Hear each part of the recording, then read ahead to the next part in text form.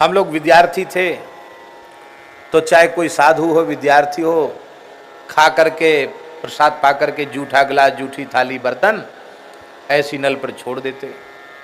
नजर बचाई, देखा कोई नहीं है, खाए पिए फेंक के चले गए।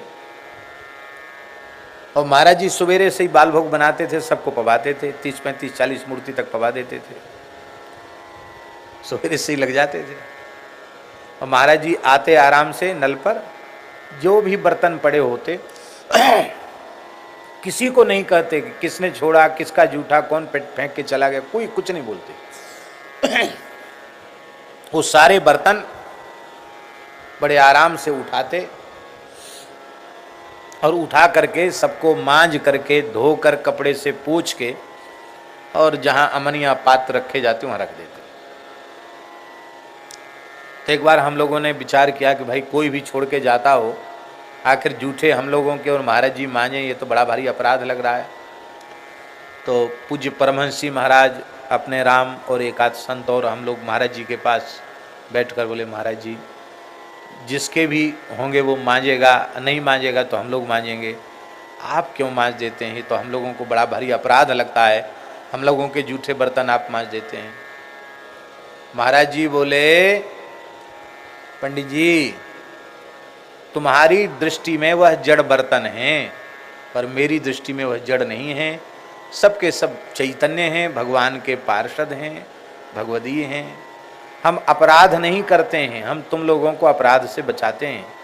ये बर्तन जितनी देर तक जूठे रहेंगे उतनी देर तक भगवान की सेवा से वंचित रहेंगे, संतों की सेवा से वंचित रहेंगे, अतिथियों की सेवा से वंचित रहेंगे, और ये स्वच्छ पवित्र रहेंगे तो हर समय सेवा के लिए तैयार रहेंगे। तो इन्हें सेवा के अयोग्य बनाकर रखना, इनका श्राप लेना है। तो ये बर्तन जूठे पड़े हुए श्राप देते हैं, तो इनको मांझ कर रख देते हैं तो ये आशीर्वाद देते हैं। तो हम तो इनके श्राप से तुम लोगों को बचा रहे हैं और तुम कहते कि अपराध लग रहा है। इसलिए किसी का भी बर्तन हो हम तो देखेंगे, तुम धो के मांझ के रखेंगे ही। अब तुम लोगों की इच्छा हो तो तुम मांझो, चाहे मत मांझो, चाहे जूठा छोड़ दो।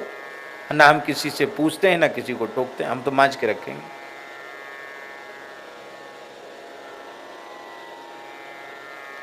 तब हम लोग प्रयास करते थे कि कोई बर्तन पड़ा हो तो तुरंत मांझ, नहीं महाराज जी मांझेंगे। लेकिन फिर भी ऐसे महानुभाव भी थे कि फिर भी वो जूठा छोड़ के चले जाते थे। महाराज जी आ गए तो महाराज जी फिर मांझ ही देते थे। तो अब ये देखिए एक महापुरुष की दृष्टि, उनकी दृष्टि में वो बर्तन भी चैतन्य है।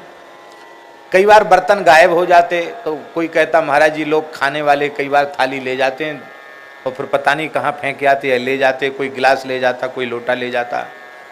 महाराज जी कहते किसी के ऊपर आरोप मत लगाओ कि कोई बर्तन उठा के ले गया, तुम सब इन्हें जड़ समझ रहे हो, ये सब चैतन्य हैं। जैसे तुम लोग घूमने फिरने चले जाते हो, ऐसे ये लोग भी कहीं इनका मन होता है कि घूमने फिरने चले जाते हैं, किसी अन्य संत की सेवा में चले जाते हैं। लोग क्या करते, वहाँ से बाल भोग लेके जाते, मोहनदास जी महाराज, महाराज जी के यहाँ से बर्तन वहीं से डाल लिया, वहीं से भात लिया, थाली में वहीं से रोटी ले ली और ऊपर से एक थाली से ढक लिया और ले गए। तो वापस थोड़ी लाते उसको, ले गए तो ले गए। तो महाराज जी कहते तो सब चैतन्य हैं, कुछ दिन यहाँ सेवा में रहे, कुछ दिन और दूसरी जगह सेवा में रहेंगे, इच्छा होगी घूम फिर के आ जाएंगे, नहीं होगी नहीं लौट के आएंगे, अपना दूसरा मंगा लेंगे। झाड़ू, बोरी, आसन, इन वस्तुओं के प्रति भी महाराज जी के मन में आदर का भाव था, क्योंकि वे सब में प्रभु का दर्शन करते थे, जड़ पदार्थों में भी भगवान को देखते थे। तो सर्वगत सर्वगत हैं, चर अचर सब भगवान का स्वरूप है और सर्वदा वसत। कोई ऐसा नहीं है कि आज हैं कल नहीं, अथवा पहले थे आज नहीं, ऐसा नहीं। त्रिकाल में भगवान बसते हैं, सदा सर्वदा बसते हैं, सर्वत्र निवास करते हैं। ऐसी जो दृढ़ भावना है, ये भावना ही सुगंध है धूप की, और इस धूप को जला करके राम जी की आरती करो। अर्थात धूप आरती क्या है, सभी जीवों में सर्वगत सर्वरूप सर्वमय परमात्मा का दर्शन करना, यही है ठाकुर जी को धूप दान करना। बाहर की धूप तो बहुत जलाई है, अब भीतर की धूप जलाओ। बक्सर वाले मामा जी ने एक बार ऐसी कुछ प्रतिकूल परिस्थिति हमारे जीवन में आई थी। तो यद्यपि मैंने कभी बक्सर वाले महाराज जी को, मामा जी को, कभी कोई व्यक्तिगत बात, समस्या उनको कभी बताई नहीं। क्यों नहीं बताई? इसलिए नहीं बताया, उनका क्या चिंतन भाव चल रहा है और हम स्वयं आफत में पड़े, हम अपने आफत से और उनको दुखी करें, ठीक नहीं। इस भाव से मैंने कभी नहीं बताया। तो रामानंद जयंती पर श्री सुदामा कुटी में आए थे, हम दर्शन करने गए, तो बोले हम आपसे एकांत में कुछ चर्चा करना चाहते हैं। ठीक, आ गया। तो एक आध लोग जो थे वो बाहर हो गए, और केवल हम और महाराज जी थे। महाराज जी ने पूरी घटना सुना दी, ऐसे ऐसे हुआ, ऐसे हुआ, ऐसे हुआ, हमने सब सुन लिया, सब जान लिया है।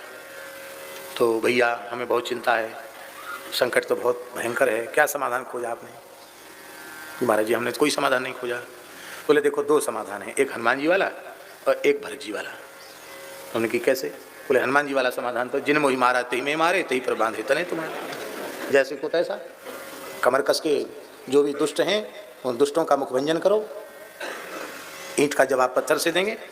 और दूसरा है भरत जी वाला कि जो कुछ अनुकूल प्रतिकूल हो रहा है वो सब प्रभु की इच्छा से, उनके मंगलमय विधान के अनुरूप हो रहा है, पर हमारी समझ में नहीं आ रहा है। इसलिए हमको लगता है संकट है तो ठाकुर जी से कुछ नहीं कहना, तुलसी जल चढ़ा के एक ही बात कहना, जय विधि प्रभु प्रसन्न मन होई, करुणा सागर कीजिए सोई। हे नाथ, आप जिसमें प्रसन्न हो, आप करुणा के समुद्र हैं, आप वैसा ही कीजिए। हमने कहा महाराज जी वो जिन मोहि मारा तिन में मारे, ऐसी प्रकृति तो बचपन से अब तक कभी है ही नहीं। तो पहला वाला साधन तो उसको अपनाने योग्य हम नहीं है, पर दूसरा वाला हमको प्रिय है, जय विधि प्रभु प्रसन्न मन होई, करुणा सागर कीजिए सोई। तो बोले बस अब ठाकुर जी से कुछ मत कहना। आप पूजा करते हैं? हाँ पूजा करते हैं। तो ठाकुर जी से पूजा के समय जब तुलसी चढ़ाओ तो ये तुलसी जल चढ़ा के बोल देना, सब समाधान हो जाएगा।